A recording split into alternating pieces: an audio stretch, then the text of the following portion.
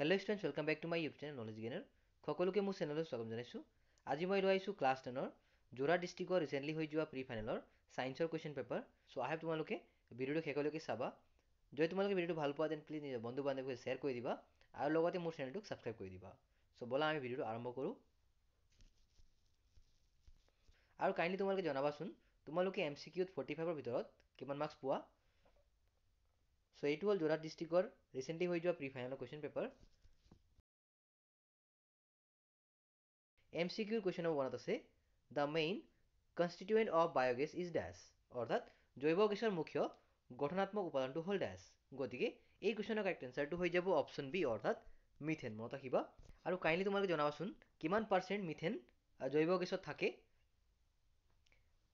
Question number 2 আছে the group without any fossil fuel is dash অৰ্থাৎ এটাও জীৱাশ্ম ইন্ধন নথকা থোপটো হ'ল dash। গতিকে এই চাৰিটা অপচন দিয়া আছে, গতিকে শুদ্ধ উত্তৰটো হৈ যাব option D. That means wind, sun and wave, মানে বতাহ, সূৰ্য আৰু তৰংগ। মনত ৰাখিবা কিয়নো তোমালোকে যদি বাকী অপচনবোৰ চোৱা তাত সকলোতে এটা এটা জীৱাশ্ম ইন্ধন আমি দেখিছোঁ, কিন্তু অপচন ডি তোমালোকৰ এটাও মানে জীৱাশ্ম ইন্ধন নাই। এতিয়া আগবাঢ়িছোঁ কুৱেশ্যন নম্বৰ 3 লৈ। ইয়াত দিয়া আছে যে the tropic level which has the highest number of organisms in the following pyramid। So ইয়াত চাৰিটা অপচন দিয়া আছে যেনে P1, P2, P3 আৰু P4। সো আমি সকলোৱে জানো যে P1 অৰ্থাৎ প্ৰডিউচাৰত সবাতোকৈ বেছি কি থাকে, সৰ্বাধিক সংখ্যা জীৱ থাকে। সো তোমালোকে মনত ৰাখিবা, গতিকে এই কুৱেশ্যনৰ কাৰেক্ট এনসাৰটো হৈ যাব অপচন এ অৰ্থাৎ P1। আগবাঢ়িছোঁ কুৱেশ্যন নম্বৰ 4 লৈ। Biological magnification is highest in dash অৰ্থাৎ জৈৱিক বিবৰ্ধন সৰ্বাধিক হয় ড্যাশ। গতিকে ক'ত বেছিকৈ বা সৰ্বাধিক জৈৱিক বিবৰ্ধন হয়, সো এইটো আমি ক'ব লাগিব। গতিকে এই কুৱেশ্যনৰ কাৰেক্ট এনসাৰটো হৈ যাব অপচন চি অৰ্থাৎ ডাঙৰ মাছত। মনত ৰাখিবা লাৰ্জ ফিছেছ। আমি সকলোৱে জানো যে যিমান আমি ইনক্ৰিজ ওপৰলৈ গৈ থাকোঁ সিমান কি হ'ব, ফুড চেইনৰ লেভেলটো বাঢ়ি গৈ থাকে অৰ্থাৎ বিবৰ্ধন বাঢ়ি গৈ থাকে। কুৱেশ্যন নম্বৰ 5 আছে the number of covalent bonds present in butane is dash অৰ্থাৎ বিউটেনত থকা সহযোজী বান্ধনীৰ সংখ্যা কিমান। সো ইয়াত চাৰিটা অপচন দিয়া আছে যেনে 12, 10, 13 আৰু 11। সো আমি জানো যে বিউটেন মানে হ'ল C4H10। গতিকে এই মতে কি হ'ব, এই কুৱেশ্যনৰ কাৰেক্ট এনসাৰটো হৈ যাব অপচন বি অৰ্থাৎ 10। মনত ৰাখিবা।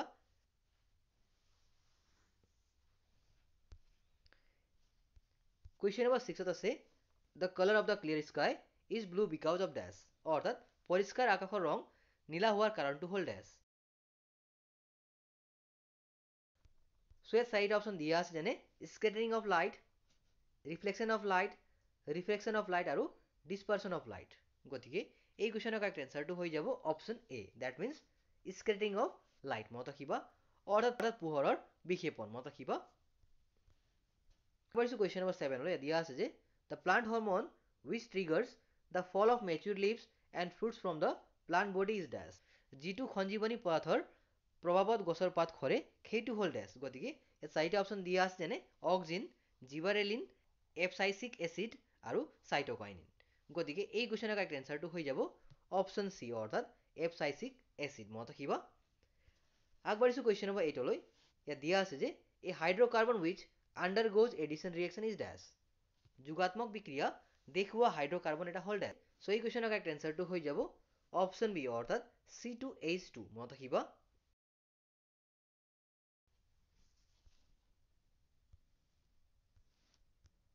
এতিয়া আগবাঢ়িছোঁ কুৱেশ্যন নম্বৰ 9 লৈ। ইয়াত এটা ৰিয়েকশ্যন দিয়া আছে, গতিকে এইটো আমি ক'ব লাগে যে এইটো কিহৰ এক্সাম্পল হয়।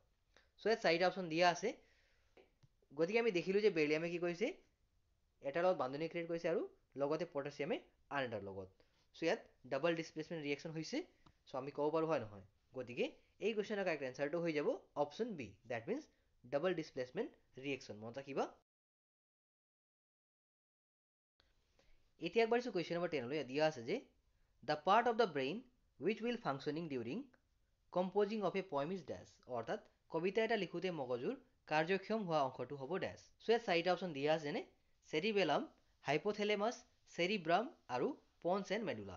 গতিকে এই কুৱেশ্যনৰ কাৰেক্ট এনসাৰটো হৈ যাব অপচন চি দ্যাট মিন্স চেৰিব্ৰাম। মনত ৰাখিবা। কুৱেশ্যন নম্বৰ 11 আছে the common name of the compound CaOCl2 is dash অৰ্থাৎ যৌগ CaOCl2 সাধাৰণ নামটো হৈছে ডেছ। গতিকে ইয়াত চাৰিটা অপশ্যন দিয়া আছে, যেনে ব্লিচিং পাউডাৰ, বেকিং সোডা, ৱাশ্বিং সোডা আৰু স্লেক লাইম। গতিকে এই কুৱেশ্যনৰ কাৰেক্ট এনচাৰটো হৈ যাব option A, that means bleaching powder. মনত ৰাখিবা। চ' তোমালোকে জানাই চাগে ব্লিচিং পাউডাৰ আন এটা নাম হ'ল কেলছিয়াম হাইপ'ক্লৰাইড। আৰু লগতে বেকিং সোডা হ'ল ছডিয়াম বাইকাৰ্বনেট, যাক আমি কেনেকৈ লিখোঁ NaHCO3। এইটো হৈ গ'ল তোমালোকৰ ছডিয়াম বাইকাৰ্বনেট অৰ্থাৎ বেকিং সোডা। তেনেকৈ ৱাশ্বিং সোডা আমি কেনেকৈ লিখোঁ, এইটো হৈ গ'ল তোমালোকৰ ছডিয়াম কাৰ্বনেট।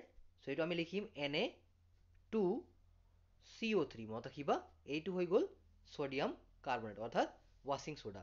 আৰু লগতে স্লেক লাইম তোমালোকে কেনেকৈ লিখিবা কাইলৈ তোমালোকে কমেণ্টত জনাবা। এতিয়া আগবাঢ়িছোঁ কুৱেশ্যন নম্বৰ 12লৈ। ইয়াত দিয়া আছে যে to generate electricity the rotatory motion of the wind to turn the turbine the wind velocity should be dash. অৰ্থাৎ এটা বায়ুকল কাৰ্যকৰী হ'বলৈ বায়ু প্ৰবাহৰ বেগ হ'ব লাগিব ডেছ। গতিকে ইয়াত চাৰিটা অপশ্যন দিয়া আছে। চ' এই কুৱেশ্যনৰ কাৰেক্ট এনচাৰটো হৈ যাব অপশ্যন বি, অৰ্থাৎ 15 km/h। মনত ৰাখিবা। কুৱেশ্যন নম্বৰ 13ত আছে the mode of reproduction in Leishmania is dash. অৰ্থাৎ লেইচমেনিয়াৰ প্ৰজনন প্ৰক্ৰিয়াটো হ'ল ডেছ। গতিকে ইয়াত চাৰিটা অপশ্যন দিয়া আছে। চ' এই কুৱেশ্যনৰ কাৰেক্ট এনচাৰটো হৈ যাব অপশ্যন ডি, অৰ্থাৎ ফিজন। মনত ৰাখিবা, ডেট মিনছ বিভাজন। আগবাঢ়িছোঁ কুৱেশ্যন নম্বৰ 14লৈ। ইয়াত দিয়া আছে যে if the image form by a concave mirror is virtual and erect the position of the object will be dash. অৰ্থাৎ অৱতল দাপোন এখনে গঠন কৰা প্ৰতিবিম্ব অসৎ আৰু থিয় হ'লে লক্ষ্য বস্তুৰ স্থান হ'ব ডেছ। গতিকে ইয়াত চাৰিটা অপশ্যন দিয়া আছে। চ' এই কুৱেশ্যনৰ কাৰেক্ট এনচাৰটো হৈ যাব option C, that means between Paul and focus. অৰ্থাৎ মেৰু আৰু ফ'কাছৰ মাজত। মনত ৰাখিবা।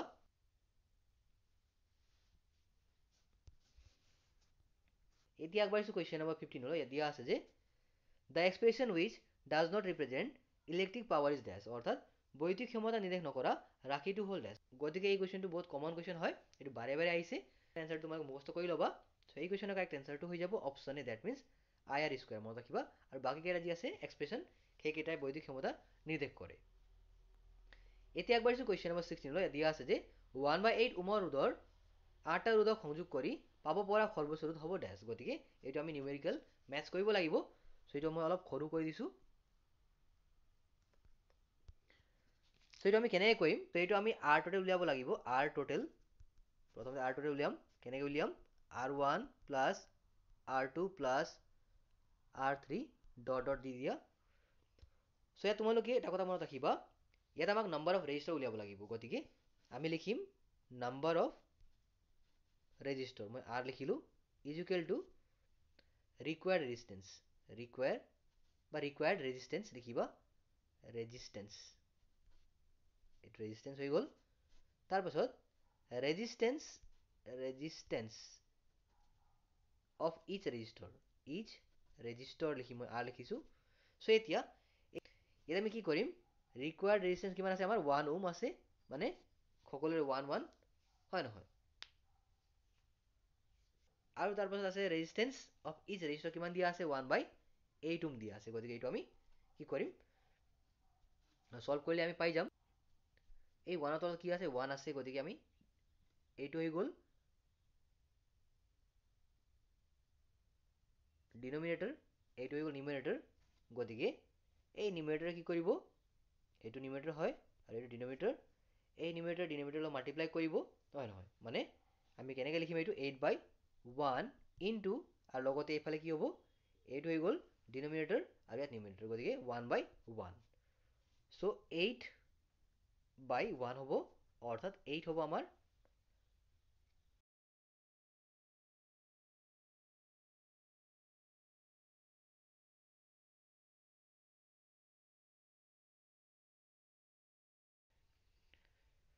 চ' আমি পালোঁ 8 ওম, হয় নহয়। চ' কাইণ্ডলি তোমালোকে চেক কৰিবাচোন 8 ওম হয় নহয়। চ' এইটো তোমালোকে 8 ওম পাবা, নিশ্চয় পাবা, কিয়নো এইটো ফৰ্মুলা কৰিলেও আমি পাই যাম। আৰু এটা ফৰ্মুলা আছে, সেইটো আমি কেনেকৈ কৰিম, চিম্পল হয়। 1/8ক তোমালোকে 8টা মানে ভাগ কৰিব লাগিব। যেনে 1/8 প্লাছ 1/8 প্লাছ 1/8 প্লাছ 1/8 5টা 6টা নহয় ইয়াত 7টা বনাই দিলোঁ আৰু এটা 8টা, গতিকে 1 2 3 4 5 6 7 8 8টা হৈ গ'ল। চ' এতিয়া আমি কি কৰিম, ইয়াত তোমালোকে যিহেতু সকলোৰে ডিনমিনেটৰ 8 আছে, চ' আমি কি কৰিম 8 ল'ম, হয় নহয়, ওপৰত 1 আছে 1/8 হৈ যাব, হৈ গ'ল তোমালোকৰ 1/RS, হয় নহয়। চ' আমি RSটো কিমান পাম তেতিয়াহ'লে,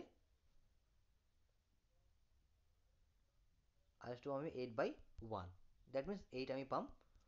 চ' 8 ওম, গতিকে এইটো এনচাৰটো 8 ওমেই হ'ব লাগে। চ' তোমালোকে চেক কৰিবাচোন এই কুৱেশ্যন এনচাৰটো কি হ'ব পাৰে।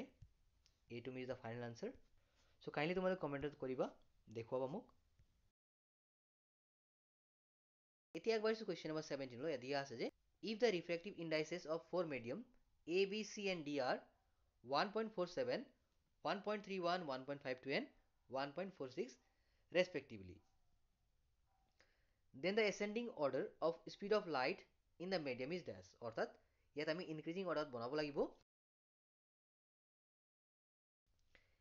এতিয়া স্পীড অফ লাইট মানে হ'ল স্মল ভিৰে সূচায়, মনত ৰাখিবা, আৰু ৰিফ্ৰেক্টিভ ইণ্ডেক্স হ'ল স্মল এনেৰে সূচোৱা হয়। গতিকে এই দুটাৰ মাজত সম্বন্ধ কিয় আমি চাব লাগিব। চ' তোমালোকে মনত ৰাখিবা যে speed of light is inversely proportional to refractive index.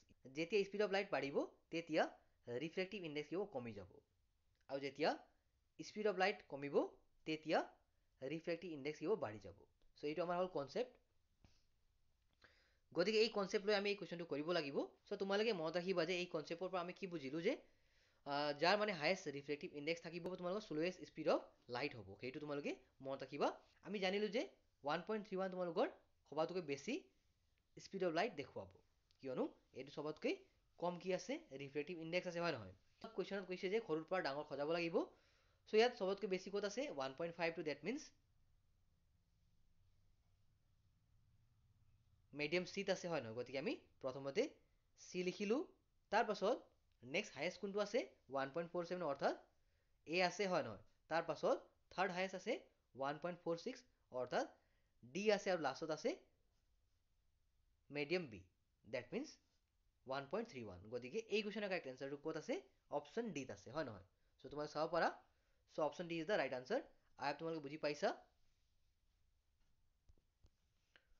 এতিয়া আগবাঢ়িছোঁ কুৱেশ্যন নম্বৰ 18 লৈ। দিয়া আছে যে when the curvature of lens of the eyes of a person increases he may suffer from dash। অৰ্থাৎ এজন ব্যক্তিৰ চকুৰ লেন্সৰ বক্ৰতা বৃদ্ধি পালে হ'ব পৰা দৃষ্টিবিকাৰটো হ'ব ডেছ। গতিকে চ' ইয়াত 4টা অপশ্যন দিয়া আছে, যেনে মায়পিয়া, হাইপাৰমেট্ৰপিয়া, প্ৰেছবায়পিয়া আৰু কালাৰ ব্লাইণ্ডনেছ। গতিকে এই কুৱেশ্যনৰ কাৰেক্ট এনচাৰটো হৈ যাব অপশ্যন এ, ডেট মিনছ মায়পিয়া, মনত ৰাখিবা। এতিয়া আগবাঢ়িছোঁ কুৱেশ্যন নম্বৰ 19 লৈ। দিয়া আছে যে the right direction of a light ray in a prism is dash। এটা প্ৰিজমত পোহৰৰ ৰশ্মিৰ সঠিক পথ দেখুওৱা চিত্ৰটো হ'ল ডেছ। চ' ইয়াত 4টা অপশ্যন দিয়া আছে, গতিকে এই কুৱেশ্যনৰ কাৰেক্ট এনচাৰটো হৈ যাব অপশ্যন চি। অৰ্থাৎ এই চিত্ৰটো তোমালোকে মিলাই চাবা কিতাপৰ পৰা, এইটো শুদ্ধ উত্তৰ হ'ব, কিয়নো এয়াৰৰ পৰা যেতিয়া গ্লাছত এটা লাইট সোমায়, পোহৰ সোমায়, সি কি হয় অলপমান মানে তাৰ নৰ্মেল যি ৰে থাকিব সেইটো বেণ্ড হৈ যায়, মনত ৰাখিবা। এতিয়া আগবাঢ়িছোঁ কুৱেশ্যন নম্বৰ 20 লৈ। The set of elements which does not form a Dobanair triad is dash।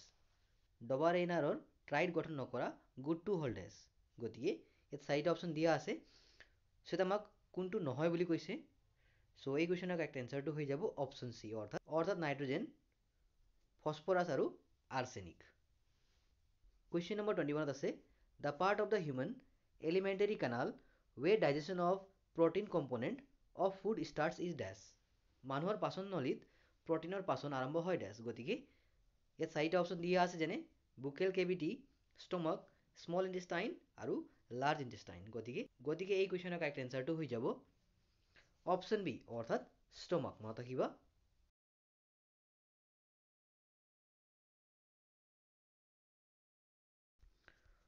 Question number 22 আছে the non metal which have metallic lustre is dash. ধাতৱ দ্যুতিক সম্পন্ন অধাতুটো হ'ল ডেছ। গতিকে ইয়াত 4টা অপশ্যন দিয়া আছে, যেনে ক্লৰিন, ব্ৰমাইন, বা ব্ৰমিন, ফসফৰাছ আৰু আয়োডিন। গতিকে এই কুৱেশ্যনৰ কাৰেক্ট এনচাৰটো হৈ যাব অপশ্যন ডি অৰ্থাৎ আয়োডিন। মনত ৰাখিবা। গতিকে তোমালোকে কাইণ্ডলি কমেণ্টত জনাবাচোন এইকেইটা যি নন মেটেল আছে অৰ্থাৎ অধাতু আছে ইহঁতৰ কেমিকেল যি চিম্বল আছে সেইটো কি হ'ব তোমালোকে কমেণ্টত লিখিবা। এতিয়া আগবাঢ়িছোঁ কুৱেশ্যন নম্বৰ 23লৈ। Which of the following characters the one which can be acquired but not inherited.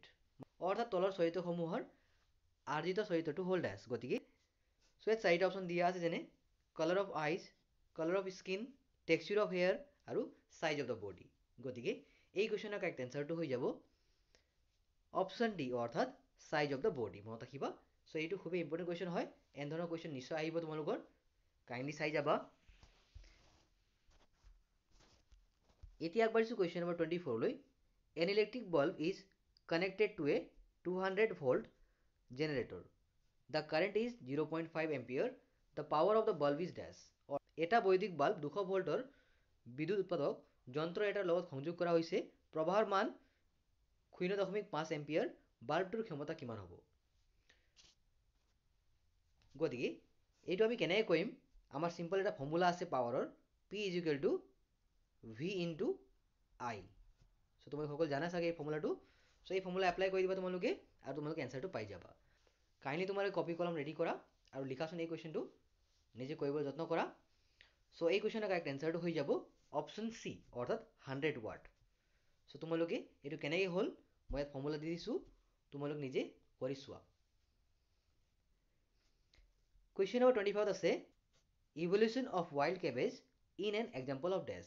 অৰ্থাৎ বনৰীয়া বান্ধকবিৰ বিৱৰ্তন হ'ল ডেছ। গতিকে ইয়াত চাৰিটা অপশ্যন দিয়া আছে যেনে natural selection, artificial selection, mutation আৰু জেনেটিক ড্ৰিফ্ট। গতিকে এই কুৱেশ্যনৰ কাৰেক্ট এনচাৰটো হৈ যাব অপশ্যন বি অৰ্থাৎ আৰ্টিফিচিয়েল চিলেকশ্যন। মনত ৰাখিবা।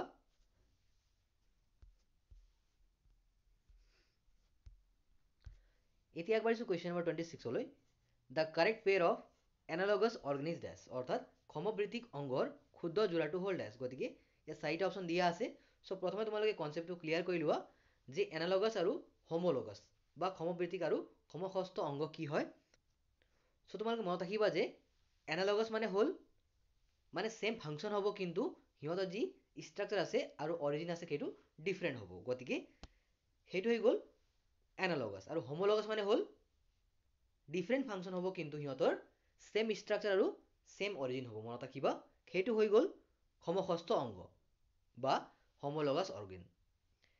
এতিয়া এই চাৰিটা অপশ্যন ভিতৰত শুদ্ধ উত্তৰটো কোনটো হ'ব কাইণ্ডলি তোমালোকে আগতীয়াকৈ কমেণ্টত জনোৱা যাতে তোমালোক নিজকে টেষ্ট কৰিব পাৰা। আৰু কাইণ্ডলি তোমালোকে কমেণ্ট ছেকশ্যনত জনাবাচোন তোমালোকে 45ৰ ভিতৰত কিমান মাৰ্কছ পোৱা। চ' এই কুৱেশ্যনৰ কাৰেক্ট এনচাৰটো হৈ যাব অপশ্যন এ অৰ্থাৎ wings of pigeon and bat. মনত ৰাখিবা।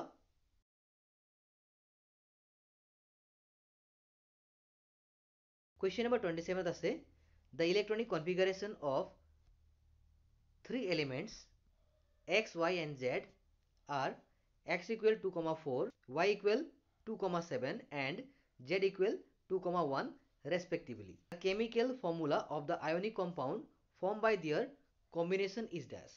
অৰ্থাৎ x, y আৰু z মৌল তিনিটাৰ ইলেক্ট্ৰনীয় বিন্যাসক্ৰমে দিয়া হৈছে।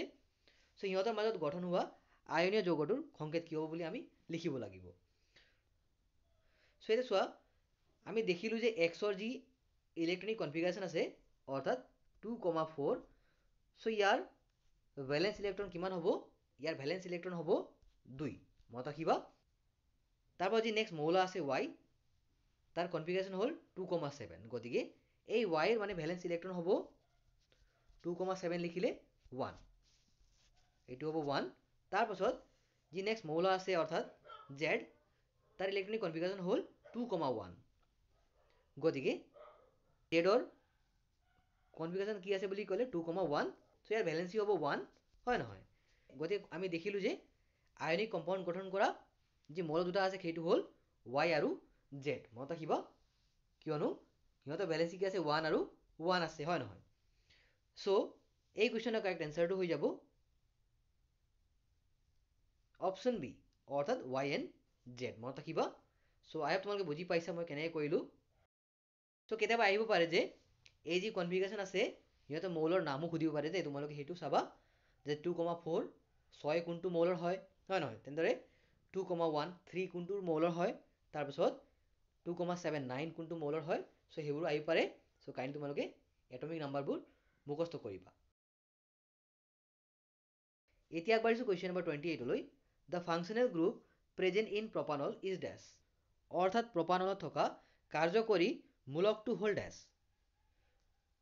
এইটো মূল হ'ব মূলক লিখিছে বহুত স্পেলিং ৰং আছে দেই চ' ইয়াত চাৰিটা অপশ্যন দিয়া আছে যেনে এলকহল কাৰ্বক্সিলিক এচিড কিটন আৰু এলডিহাইড গতিকে এই কুৱেশ্যনৰ কাৰেক্ট এনচাৰটো হৈ যাব অপশ্যন ডি অৰ্থাৎ এলডিহাইড মনত ৰাখিবা এতিয়া চোৱা এলডিহাইড মানে কি হয় তোমালোকে জানিব লাগিব চ' এলডিহাইড মানে হ'ল এটা অৰ্গেনিক কম্পাউণ্ড য'ত নেকি CHO গ্ৰুপ থাকে মনত ৰাখিবা এইটো থাকিব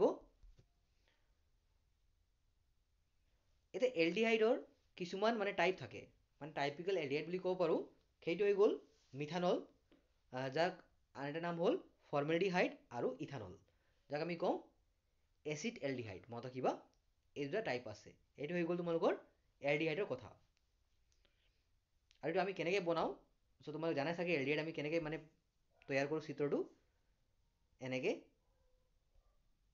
কাৰ্বন দুটা কাৰ্বন থাকিব মনত ৰাখিবা আৰু হাইড্ৰজেন টোটেল চাৰিটা থাকিব এইটো হাইড্ৰজেন আৰু লগতে ডাবল বন্ড আৰু O আৰু এইফালে H মানে CHO থাকিব দেই মনত ৰাখিবা সেইটো হৈ গ'ল তোমালোকৰ এলডিহাইড এতিয়া আগবাঢ়িছোঁ কুৱেশ্যন নম্বৰ 29লৈ ইয়াত দিয়া আছে যে keeping the potential difference constant the resistance of a circuit is halved the current will become dash অৰ্থাৎ বিভৱভেদ একে ৰাখি বৰ্তনী এটাৰ ৰোধ আধালৈ হ্ৰাস কৰিলে প্ৰবাহৰ মান হ'ব আৰম্ভণিৰ প্ৰবাহৰ ডেছ গতিকে ইয়াত চাৰিটা অপশ্যন দিয়া আছে যেনে 1/4 4 টাইমছ হাফ আৰু ডাবল এইটো আমি ওমছ ল' দি কৰিব পাৰিম চ' ওমছ ল' হ'ল I = V/R চ' এইটো সময় আমি কৰিব লাগিব চ' যেতিয়া আমি আৰটো ৰিডিউচ কৰি দিওঁ চ' তেতিয়া I কি হ'ব ডাবল হ'ব মনত ৰাখিবা I কি হ'ব ডাবল হ'ব যেতিয়া আমি আৰটো ৰিডিউচ কৰোঁ আৰ ৰিডিউচ কৰিলে কি হ'ব আইটো ডাবল হৈ যাব দেই এইটো তোমালোকে মনত ৰাখিব লাগিব চ' এই কুৱেশ্যনৰ কাৰেক্ট এনচাৰটো হৈ যাব অপশ্যন ডি অৰ্থাৎ ডাবল এতিয়া আগবাঢ়িছোঁ কুৱেশ্যন নম্বৰ 30লৈ ইয়াত দিয়া আছে যে the correct descending order of reactivity of gold iron mercury potassium and magnesium metal is dash so' এইটো তোমালোকে কেনেকৈ কৰিবা ইয়াৰ কাৰণে তোমালোকক ৰিয়েক্টিভিটি চিৰিজ যি চাৰ্ট আছে সেইটো মুখস্থ লাগিব চ' সেইটো আমি কেনেকৈ মুখস্থ কৰোঁ চ' এইটো মই অলপ সৰু কৰিছোঁ লিখিবৰ কাৰণে চ' তোমালোকে ৰিয়েক্টিভিটি চিৰিজ কেনেকৈ মুখস্থ কৰিবা চ' এনেতো আমি জানো যে ওপৰৰ পৰা মানে ধৰা এনেকৈ যায় মানে ৰিয়েক্টিভিটি চিৰিজটো মষ্ট ৰিয়েক্টিভ ওপৰত থাকে আৰু লিষ্ট ৰিয়েক্টিভ তলত থাকে চ' সকলোতকৈ কম ৰিয়েক্টিভ হ'ল AU মানে গ'ল্ড মনত ৰাখিবা এইটো হৈ গ'ল গ'ল্ড আৰু চবতকৈ ওপৰত থাকিব টপত পটাছিয়াম মানে K এতিয়া আমি কেনেকৈ মুখস্থ কৰিম এইটো চ' চোৱা K মানে হৈ গ'ল কাঁচি Na মানে নাথ Ca মানে হ'ল কা তাৰপিছত Mg মানে হ'ল মালি চ' Mg মালি নুবুজায় কিন্তু তোমালোকে সেইটো বনাব লাগিব মুখস্থ কৰিবৰ কাৰণে চ' এইটো AUটো মই ৰাপ কৰি দিছোঁ যিহেতু লিখিব লাগিব তাৰপাছত Al মানে হ'ল আলু Zn মানে হ'ল জাৰা Fe মানে হ'ল ফিকে তাৰপাছত ইয়াৰ তলৰ মানে অংশটো ইয়াত লিখিছোঁ তোমালোকে কাইণ্ডলি মিলাই ল'বা ফিকেৰ পাছত আহিব ইয়াত এটা SN থাকে মানে টিন বুলি কোৱা হয় যাক ষ্ট্ৰণ্টিয়াম সেইটো আমাক নালাগে মানে ধৰা এইটো আমি ইয়াক এক্সক্লুড কৰিছোঁ তাৰপাছত PB মানে হ'ল লিড ইয়াক আমি কেনেকৈ পঢ়িম পকাটা তাৰপাছত আছে হাইড্ৰজেন মানে হে বুলি ক'ব লাগিব ইয়াক পকাটা হে Cu মানে হ'ল কপাৰ যাক আমি ক'ম খানা Hg মানে মাৰ্কিউৰি যাক আমি ক'ম হে তাৰপাছত Ag মানে হ'ল চিলভাৰ খানা হে তো ইয়াত আমি তো এটা ৱৰ্ড ইউজ কৰিব লাগিব খানা হে তো আজ Ag মানে এনে চিলভাৰ হয় আৰু লাষ্টত থাকিব AU আজ আও AU মানে হ'ল গ'ল্ড চ' এইটো আমি কেনেকৈ মুখস্থ কৰিম চাবা মই দেখাই দি আছোঁ K মানে হ'ল কাঁচি Na মানে হ'ল নাথ CA মানে হ'ল কা, MG মানে হ'ল মালি, AL মানে হ'ল আলু, ZN মানে হ'ল জৰা, FE মানে হ'ল ফিকে, PB মানে হ'ল পকাতা, H মানে হে, CU মানে হ'ল খানা, HG মানে হে, তো ইয়াত তো এড কৰিবা, খানা হে তো আজ আও, মনত ৰাখিবা। চ' এনেকৈ আমি এইটো মুখস্থ কৰিম, ইয়াক আমি কওঁ ৰিয়েক্টিভিটি চিৰিজ চাৰ্ট, ঠিক আছে। এতিয়া এই মৌলবোৰৰ নামটো মই কৈ দিওঁ। কে মানে কি হয়? পটাছিয়াম, চবে লিখি লোৱা। তাৰপাছত Na মানে হ'ল ছডিয়াম, Ca মানে হ'ল কেলছিয়াম, Mg মানে হ'ল মেগনেছিয়াম, Al মানে হ'ল এলুমিনিয়াম, Zn মানে হ'ল জিংক, Fe মানে হ'ল ফেৰাছ, যাক আমি ফেৰাম বুলি কওঁ বা ফেৰাছ বুলি কওঁ, হয় নহয়? এইটো আইৰণ হয়। তাৰপাছত Sn মানে হ'ল ষ্ট্ৰণ্টিয়াম, মই অলৰেডি ক'লোৱে, টিন। তাৰপাছত Pb মানে হ'ল প্লাম্বম, যাক আমি লিড বুলি কওঁ, সি বুলি কয় অসমীয়াত। তাৰপাছত H মানে হ'ল হাইড্ৰজেন, দেন নেক্সট আছে Cu মানে কপাৰ, দেন Ag মানে হ'ল মাৰ্কিউৰী, আৰু Ag মানে হ'ল চিলভাৰ, আৰু Au মানে হ'ল গ'ল্ড। এতিয়া আমি এইটো বুজিলোঁ। চ' এতিয়া আমাৰ কুৱেশ্যনটো কৈছে যে এইবোৰক আমি ডিচেণ্ডিং অৰ্ডাৰত লিখিব লাগিব, মানে ডাঙৰৰ পৰা সৰুলৈ। ডিচেণ্ডিং মানে হ'ল অৰ্ধক্ৰমত, অৰ্থাৎ ডাঙৰৰ পৰা সৰুলৈ। চ' এতিয়া আমি চাম যে যি আমি চাৰ্টত পালোঁ, যিকেইটা মৌল পালোঁ আমি, হয় নহয়, তাৰ ভিতৰত কুৱেশ্যনত কোনকেইটা মৌলবোৰ আছে, তাৰ পৰা আমি এইটো এৰেঞ্জ কৰিম। চ' প্ৰথমতে সকলোতকৈ ডাঙৰ বা সবাতোকৈ ডাঙৰ কোনটো আছে? পটাছিয়াম আছে, গতিকে আমি আগতে কে লিখি ল'ম। কি লিখিম? কে।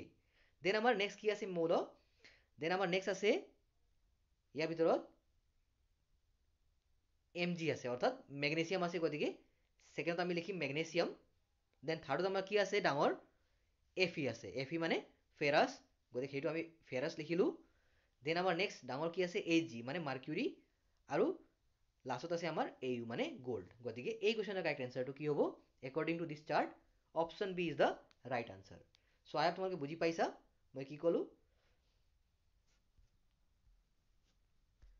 এতিয়া আগবাঢ়িছোঁ কুৱেশ্যন নম্বৰ 31লৈ।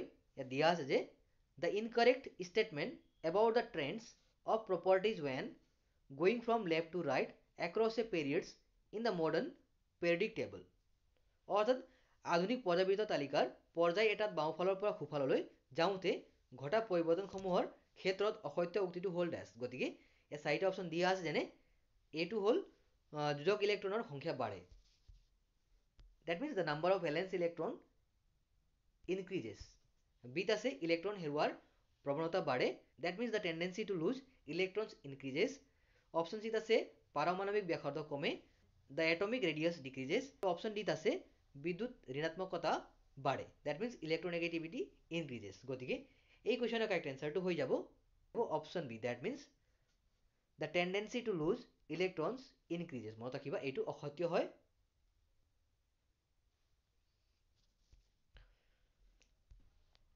এতিয়া আগবাঢ়িছোঁ কুৱেশ্যন নম্বৰ 32লৈ। ইয়াত দিয়া আছে যে in the reaction the value of X Y and Z are respectively dash. So' ইয়াত আমাক ৰিয়েকশ্যন দিয়া আছে, এইটো আনবেলেঞ্চ ইকুৱেশ্যন হয়। চ' ইয়াক আমি প্ৰথমতে বেলেঞ্চ কৰিব লাগিব। চ' মই ডাইৰেক্টলি বেলেঞ্চটো লিখি দিছোঁ, MnO2 plus 4HCl reaction sign MnCl2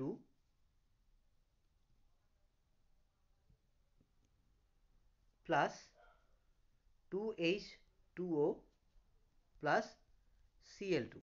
চ' এতিয়া আমাক কৈছিলে যে এক্সৰ মান, তাৰপাছত ৱাইৰ মান আৰু জেডৰ মান কি হ'ব আমাক সুধিছে। গতিকে এই কুৱেশ্যনৰ কাৰেক্ট এনচাৰটো কি হ'ব? 4, 2 আৰু 1। চ' 4 to 1 ক'ত আছে? Option C is the right answer, 4 to 1। গতিকে তোমালোক সকলোৱে জানাই যে বেলেঞ্চ আমি কেনেকৈ কৰোঁ, হয় নহয়? চ' তোমালোকে কি কৰিবা? এইটো হৈ গ'ল ৰিয়েক্টেণ্ট ছাইড, হয় নহয়, আৰু এইটো হৈ গ'ল প্ৰডাক্ট ছাইড। গতিকে একফালে ৰিয়েক্টেণ্ট লিখিবা আৰু একফালে প্ৰডাক্ট।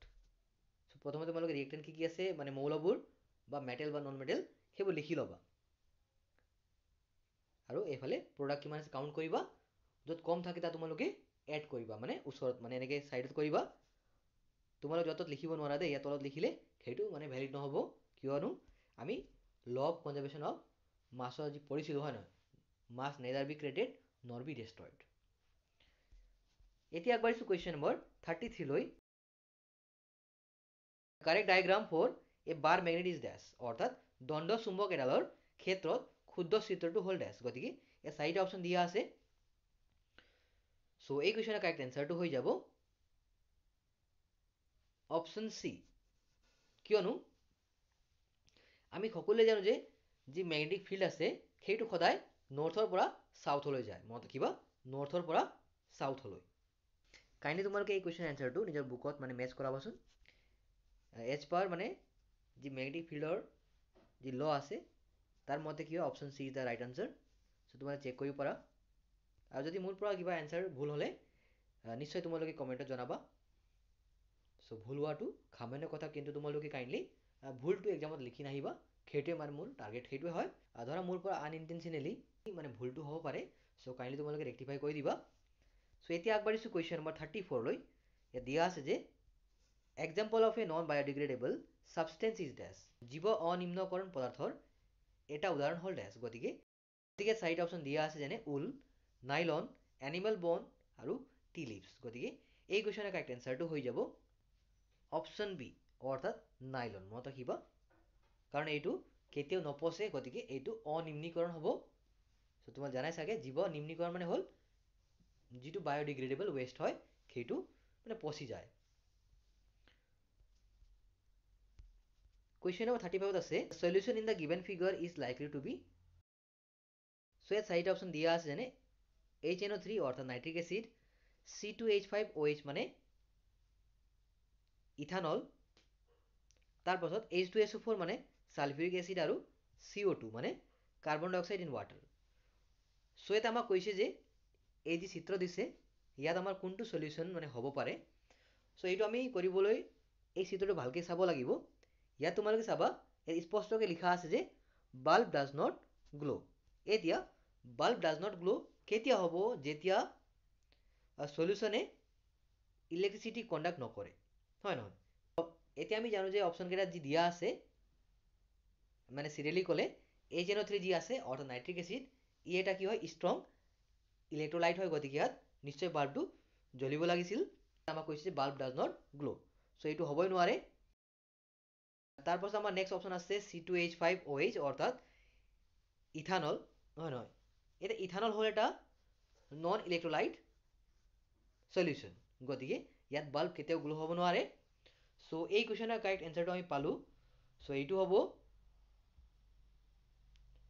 অপশ্যন বি, অৰ্থাৎ ইথানল। চ' বাকী যি আছে H2SO4 এইটো এটা ষ্ট্ৰং ইলেক্ট্ৰলাইট হয়, ইয়াতো বাল্ব গ্ল' হ'ব, হয় নহয়? আমি জানো।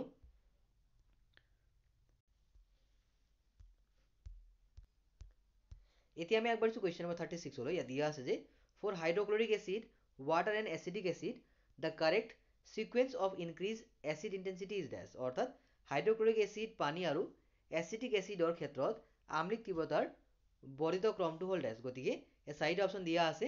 চ' প্ৰথমতে কনচেপ্টটো বুজি লোৱা। চ' ইয়াত আমি ইনক্ৰিজিং অৰ্ডাৰত বনাব লাগিব, অৰ্থাৎ সৰুৰ পৰা ডাঙৰলৈ। চ' আমি জানো যে ষ্ট্ৰং এচিড এই ভিতৰত HCl হয়। আমি জানো সবতকৈ মানে বেছিকৈ ষ্ট্ৰংলি মানে ৰিয়েক্ট কৰা এচিড হ'ল HCl। তাৰপাছত এচিটিক এচিড হ'ল উইক এচিড, মনত ৰাখিবা। আৰু ৱাটাৰ হ'ল নিউট্ৰেল সলিউশ্যন যাৰ pH ভেলু হ'ল 7। এতিয়া ইয়াক আমি ইনক্ৰিজিং অৰ্ডাৰত এৰেঞ্জ কৰিম। চ' ফাৰ্ষ্ট অপশ্যন আমাৰ আছে হাইড্ৰক্লৰিক এচিড, পানী আৰু এচিটিক এচিড, গতিকে এইটো নহ'ব। দেন নেক্সট আমি চাম অপশ্যন কেইটা। তাৰপাছত অপশ্যন বিত আছে পানী, হাইড্ৰক্লৰিক এচিড আৰু এচিটিক এচিড, গতিকে এইটো হ'ব নোৱাৰে। দেন চিত আছে আমাৰ পানী, দেন এচিটিক এচিড, দেন আমাৰ হাইড্ৰক্লৰিক এচিড, গতিকে এই অপশ্যনটো শুদ্ধ হ'ব। That means option C is the right answer. এতিয়া আগবাঢ়িছোঁ কুৱেশ্যন নম্বৰ 37 লৈ। ইয়াত দিয়া আছে যে the correct order of sexual reproduction in flower is dash, অৰ্থাৎ ফুলত যৌন প্ৰজননৰ ক্ষেত্ৰত শুদ্ধ ক্ৰমটো হ'ল ডেছ। গতিকে ইয়াত চাৰিটা অপশ্যন দিয়া আছে। চ' এই কুৱেশ্যনৰ কাৰেক্ট এনচাৰটো হৈ যাব অপশ্যন এ, অৰ্থাৎ পলিনেশ্যন, ফাৰ্টিলাইজেশ্যন, ইমব্ৰায়ো আৰু চিড ফৰ্মেশ্যন। মনত ৰাখিবা। তাৰপাছত কুৱেশ্যন নম্বৰ 38 আছে। কুৱেশ্যন দিয়া আছে। চ' এই কুৱেশ্যনৰ ডাইৰেক্ট এনচাৰটো মই কৈ দিছোঁ। এইটো হ'ব তোমালোকৰ option B, that means 2 and 3। মনত ৰাখিবা 2 আৰু 3। এতিয়া আগবাঢ়িছোঁ কুৱেশ্যন নম্বৰ 39লৈ। ইয়াত কুৱেশ্যনটো দিয়া আছে, তোমালোকে চাব পাৰা। এইটো আমি ক্ষুদ্ৰ উক্তিটো মানে বাচিব লাগিব। যেনে থাইৰয়ড গ্ৰন্থিয়ে ইষ্ট্ৰজেন নিঃসৰণ কৰে, আয়ডিনৰ অভাৱত গলৰ ৰোগ হয়, ফিডবেক পদ্ধতিৰ দ্বাৰা হৰমনৰ ক্ৰিয়া নিয়ন্ত্ৰিত হয়, আৰু অধিবৃক্ষ গ্ৰন্থিয়ে এডিনেলিন নিঃসৰণ কৰে। চ' এইটো বলা ইংৰাজীত চাই লওঁ।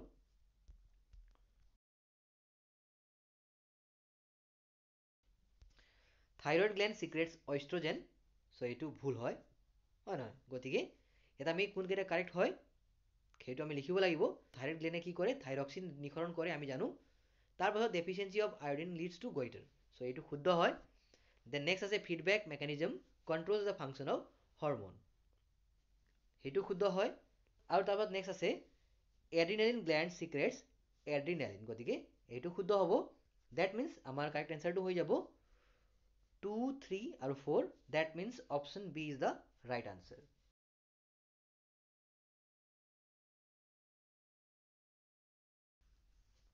এতিয়া আগবাঢ়িছোঁ কুৱেশ্যন নম্বৰ 40লৈ। ইয়াত দিয়া আছে যে an alkali metal A reacts with water to form compound B molecular mass 40.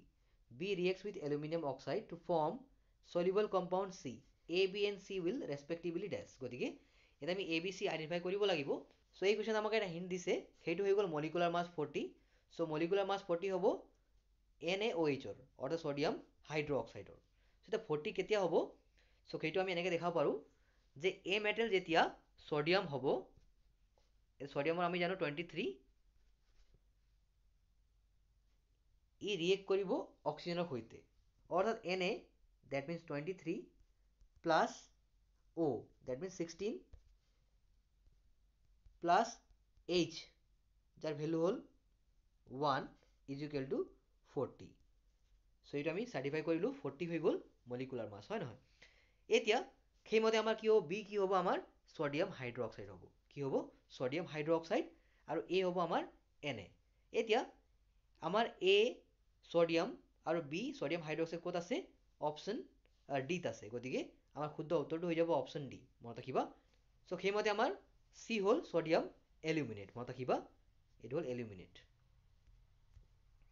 এতিয়া আগবাঢ়িছোঁ কুৱেশ্যন নম্বৰ 41 পৰা 45লৈ। এইটো আমাৰ এডজেচেণ্ট বেছ কুৱেশ্যন হয়, অৰ্থাৎ ইয়াত আমাৰ উক্তি দিয়া আছে আৰু কাৰণ দিয়া আছে।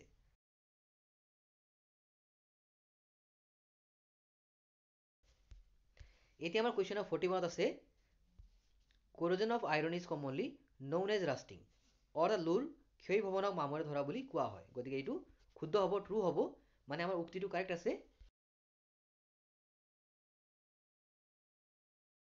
এতিয়া ৰিজনত দিয়া আছে যে corrosion of iron occurs in presence of water and air. অৰ্থাৎ লোৰ ক্ষয় ভৱন পানী আৰু বায়ুৰ উপস্থিতিত সংঘটিত হয়। গতিকে এইটো শুদ্ধ হয়। ডেট মিনছ আমাৰ কাৰেক্ট এনচাৰটো হৈ যাব অপশ্যন এ, অৰ্থাৎ both assertion and reason are true and reason is the correct explanation of assertion. মনত ৰাখিবা 41 হৈ গ'ল এ। এতিয়া আগবাঢ়িছোঁ কুৱেশ্যন নম্বৰ 42লৈ। ইয়াত দিয়া আছে যে chips packets R filled with nitrogen gas. এইটো শুদ্ধ হয়, ট্ৰু হয়। আৰু ইয়াৰ ৰিজন দিছে যে heating changes physical state of matter. গতিকে এইটো ফলছ হয়, কাৰণ উক্তিৰ সৈতে মেটচ কৰা নাই। গতিকে এই কুৱেশ্যনৰ কাৰেক্ট এনচাৰটো কি হ'ব?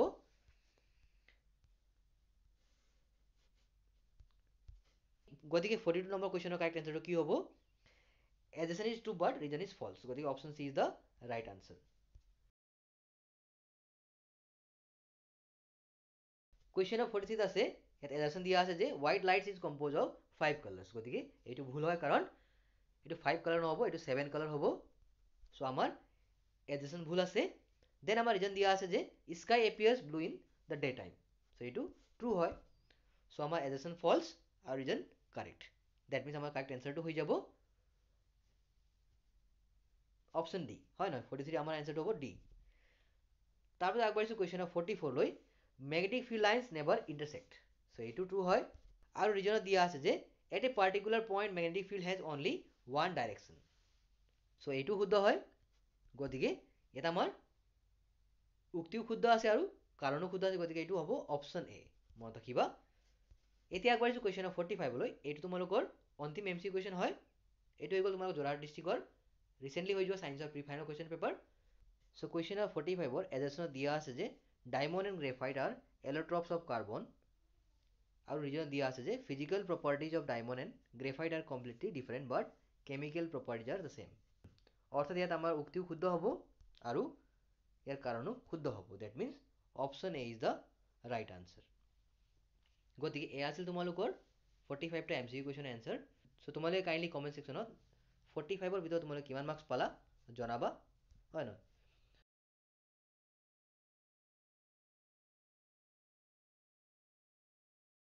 চ' তোমালোকে বাকী কুৱেশ্যনবোৰ চাই লোৱা, ছেকশ্যন বি আৰু ছেকশ্যন চি যি আছে ইয়াৰ গোটেই এনচাৰ মই লিখি দিছোঁ, তোমালোকে চাব পাৰা.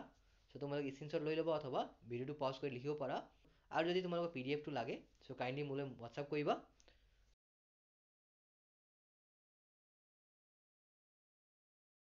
চ' মোৰ হোৱাটছআপ নম্বৰ হ'ল 8474001064. চ' থেংক ইউ ছ' মাছ কুৱেশ্যনটো চোৱা.